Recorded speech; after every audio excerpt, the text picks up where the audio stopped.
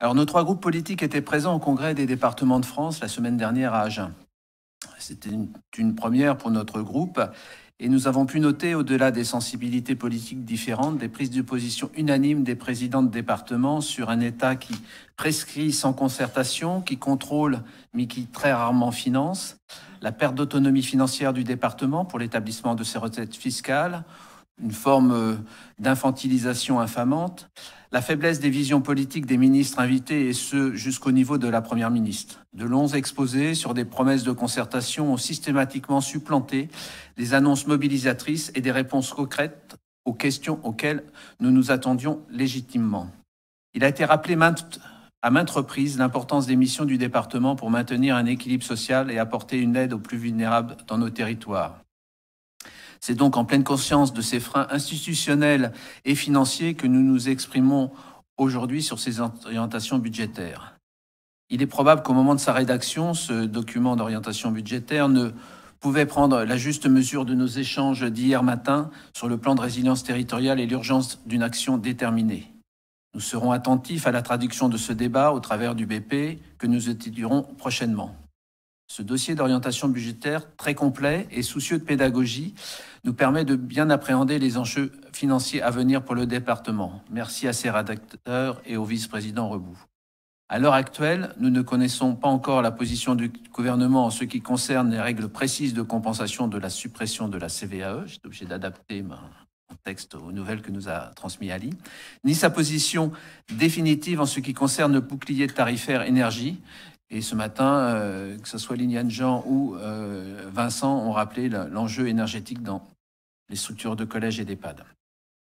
Une éventuelle prise en charge des augmentations du point d'indice ou du RSA. La liste des inconnus, donc j'ai choisi le terme inconnu pour le professeur de mathématiques présent à l'estrade, en cette fin d'octobre est impressionnante et reflète un manque de respect de l'État pour l'ensemble des collectivités. Et bien même, quand l'État s'engage, il use d'artifices pour ne pas honorer sa parole. Je fais référence à ce que nous a précisé Liliane ce matin quant à la compensation du Ségur.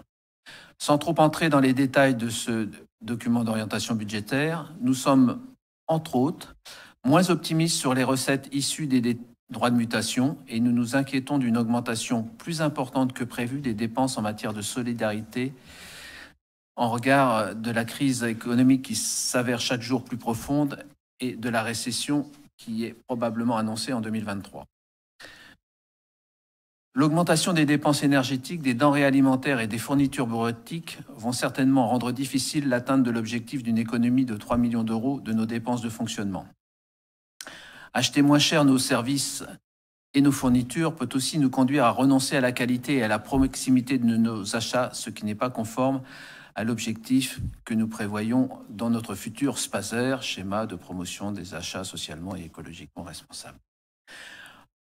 En imaginant une compensation de la CVAE par une fraction de TVA, on peut noter que l'État nous impose d'augmenter un mode de financement incohérent avec notre objectif de justice sociale. La TVA est la contribution fiscale la moins équitable car elle touche proportionnellement et de façon plus importante les familles et les bas revenus. Si nos recettes plafonnent, si nos dépenses de fonctionnement augmentent, nous allons être contraints à faire des choix difficiles et la variable d'ajustement la plus évidente est celle probablement des investissements. Si nous ne voulons pas trop augmenter notre endettement ou diminuer notre épargne, nous allons donc devoir parfois renoncer, faire le choix de la sobriété en interrogeant nos priorités d'investissement.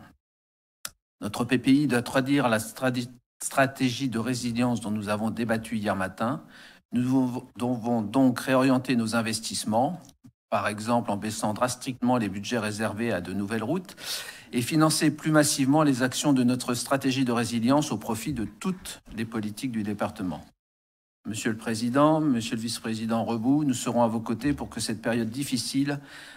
dans cette période difficile, nous agissions dans un sens d'une action sociale durable auprès des plus vulnérables et le renforcement de nos actions en faveur d'une transition écologique efficace.